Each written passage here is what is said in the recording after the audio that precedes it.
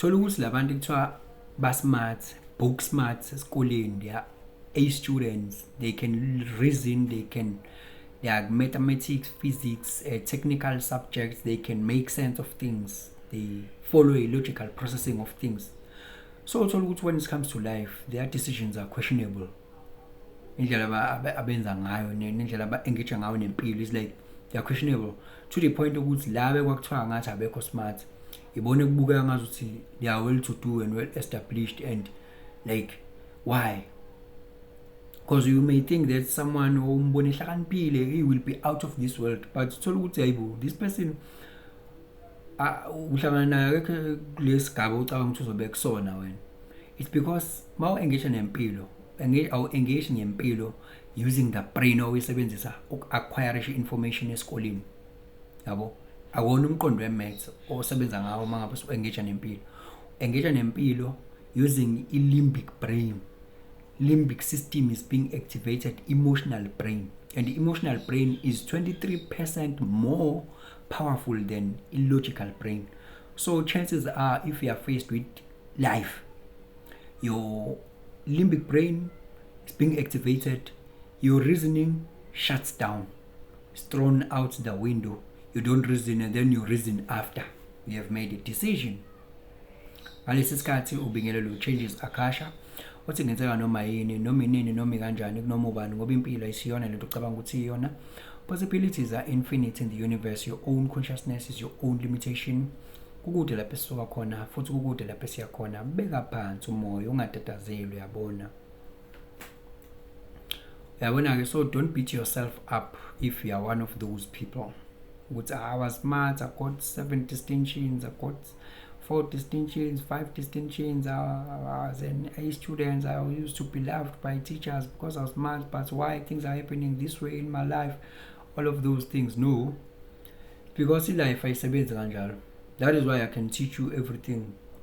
Teach you about preventer, teach you about stress management, teach you about setting goals, that is LO, teach you about diet, how to eat healthy and all of those things. Yes, you memorize it, you see it makes sense. Yeah, you know it makes sense because I'm teaching you. Yeah, and you get an A. When it comes to LO, you even get distinction. Yeah, you got a distinction, but uyasuka lapho uzokhulelwa nje prematurely, nje uzokhulelwa nje wenza exactly lento kade kuthiwa oyiphase ngo-A ukuthi wena uyayazi. Yabo, uyasuka wena uzongena kwi-depression, ucisha nokuyibulala. Usubhekene ne-depression, kodwa kade wena ufunda ngo-stress management, wazothola u-distinction. Kuthi mase u-engage nempilo mtakamo, kusuke kungasasebenzi lo brain leyo yakho yokufunda iy'ncwadi, logic. No, your emotional brain is being activated. Once your emotional brain is being activated like that, your nervous system will react. Your nervous system will react with, oh, I'm in danger right now. Reasoning shuts off. Ooh, it's either you fight, flight, freeze, or please. Yabo? Bese uyaxaka how if manje le LO yakho ke, why ungasebenzisanga yona phela manje to manage all these things that you are going through? Hayi lutho. Wenze accounting, aba uyi-A student kuyona, but ama finances akhe are messy. Financial affairs are messy. Taking all wrong decisions, financially wrong decisions.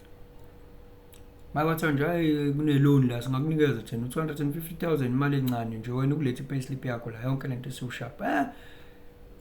Being aroused now, emotionally aroused. Yabo?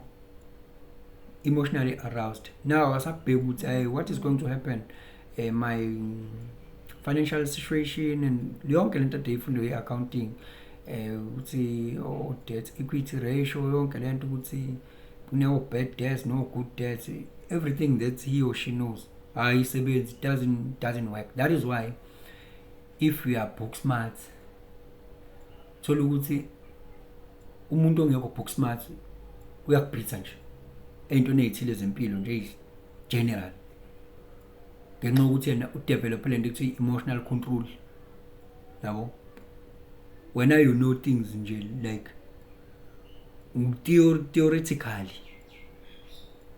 theoretically mase zifika la it's a different case yabo so it's easy ke to say mina ngifundile 1 no 2 no 3 no 4 what we are dealing with is practical when we are faced with what we have learned. Practice yabo practice, that's where the gist of the matter is yabo. Even nendlela le yokufundwa ngayo ayikho right, le ndlela le yokufundwa ngayo manje ayikho right. This way of acquiring knowledge education system is not right. It doesn't equip, it's theorized. Sometimes learners sleep because it's an abstract thing. They are not involved. Their minds are not challenged. They are not challenged. They don't like solve practical problems. Give them something here, do it now. You have it. Now we are faced with real problems now, real situations. Yayila uqeqesheka khona. Ngithi la lo mbhemulo we Rich Dad Poor Dad Robert Kiyosaki athi methi ku Rich Dad wena ngifikile la wathi uzongifundisa wena indlela yokwenza izinto nokuphila, kodwa nje ngibona ungigqilaza wena ungenza lento ekuthiwa yini i-cheap labor nelokungana nokuthi ulaborishe izingane ezincane bese uyi-underpay. Ayikho into sangifundisa yona, ungisebenzisa ama-hour amade unginikeza imali encane. Iphi into ngifundise yona until this point? Athi Rich Dad, hayi I've taught you already, I've taught you. Ungifundiseni? Athi yeah, I've taught you. Life will never be nice to you. Life will never be. So that this was a practice, and we were being practical. What I was doing to you, I was being practical. I was teaching you, in fact.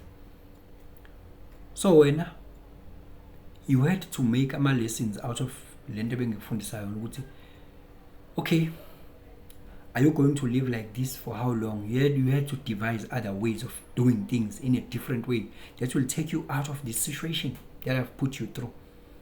And now you are complaining just like other employees that I've employed. Now you sound like my employees, but you are only few days here, but you sound like my old employees.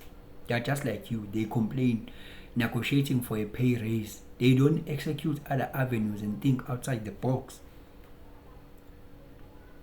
That was the lesson. Life will be practical.